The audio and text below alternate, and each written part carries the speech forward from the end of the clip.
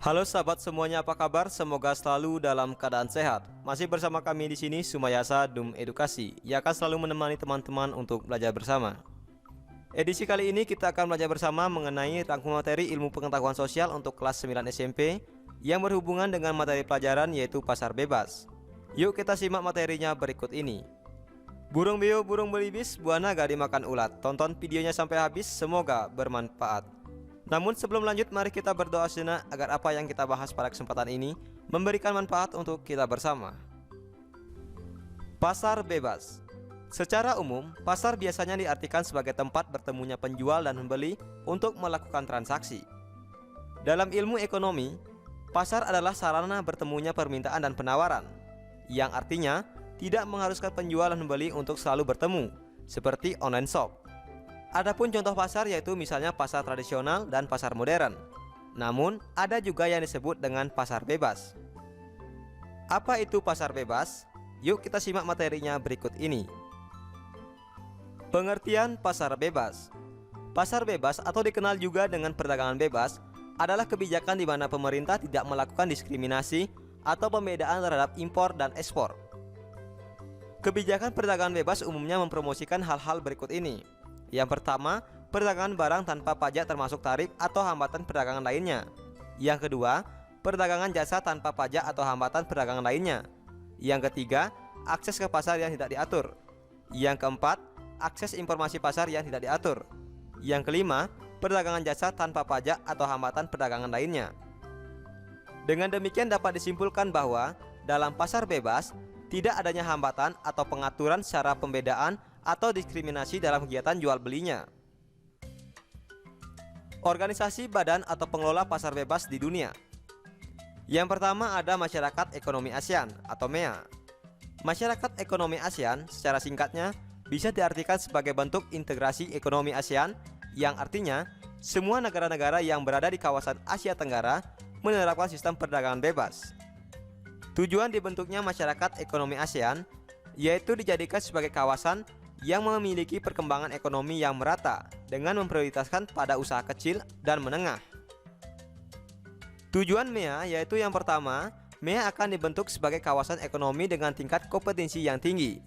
Yang kedua, MEA sebagai pasar tunggal atau basis produksi internasional. Yang ketiga, MEA akan diintegrasikan secara penuh terhadap perekonomian global.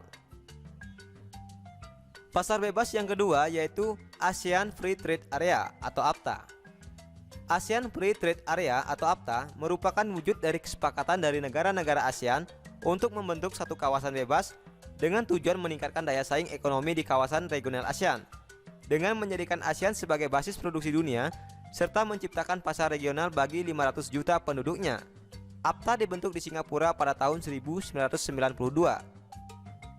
Tujuan dibentuknya ASEAN Free Trade Area atau AFTA yang pertama yaitu menjadikan kawasan ASEAN sebagai tempat produksi yang kompetitif sehingga produk ASEAN memiliki daya saing yang kuat di pasar global.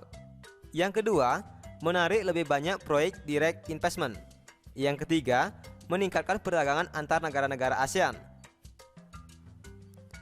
Pasar bebas yang ketiga yaitu Asia Pacific Economic Cooperation atau APEC. Berdirinya organisasi APEC dilatar belakangi akibat runtuhnya Uni Soviet dengan sistem komunis dan Eropa Timur yang berubah menjadi sistem ekonomi liberal dan bebas. Tujuan pembentukan APEC yaitu yang pertama untuk meningkatkan kesejahteraan dan pertumbuhan ekonomi di kawasan Asia Pasifik dan meningkatkan kerjasama ekonomi melalui peningkatan volume perdagangan dan investasi. Yang kedua, memperjuangkan kepentingan ekonomi di kawasan Asia Pasifik. Yang ketiga, tempat usaha negara maju untuk membantu negara berkembang. Yang keempat, meningkatkan perdagangan dan investasi antar anggota. Yang kelima, menjalankan kebijakan ekonomi secara sehat dengan tingkat inflasi rendah. Yang keenam, mengurangi dan mengatasi sengketa ekonomi perdagangan. Yang keempat yaitu Masyarakat Ekonomi Eropa atau MEE.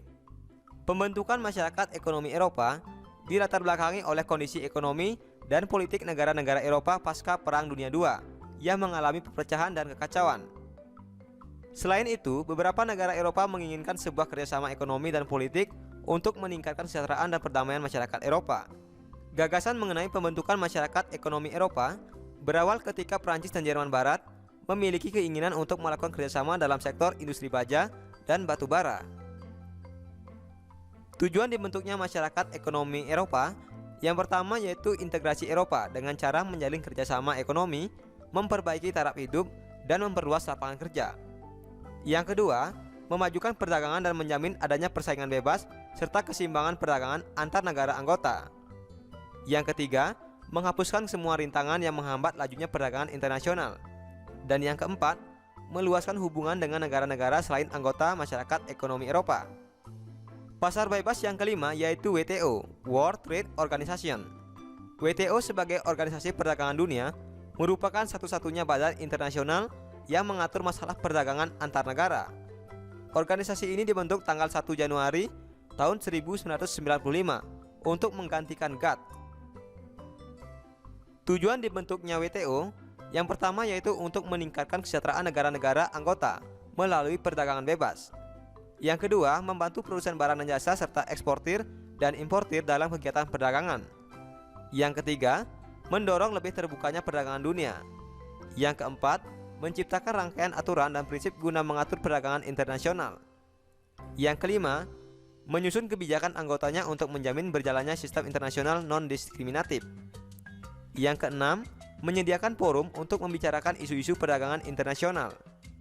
Dan yang ketujuh, menyediakan mekanisme penyelesaian perdagangan internasional. Baiklah sahabat semuanya, demikianlah tadi materi pelajaran mengenai pasar bebas. Berikut ini merupakan rangkum materi dari apa yang sudah kita bahas pada kesempatan ini.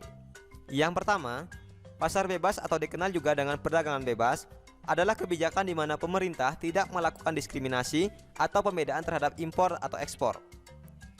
Yang kedua, organisasi atau badan pengelola pasar bebas dunia antara lain Masyarakat Ekonomi ASEAN, ASEAN Free Trade Area, Asia Pacific Economic Corporation, Uni Eropa, dan World Trade Organization atau WTO. Terima kasih telah menyaksikan video ini, semoga bermanfaat. Nasi kecap rasanya gurih ditambah kuah daging cumi. Saya ucapkan terima kasih sudah mendukung video kami. Sampai jumpa lagi dalam video pembelajaran berikutnya.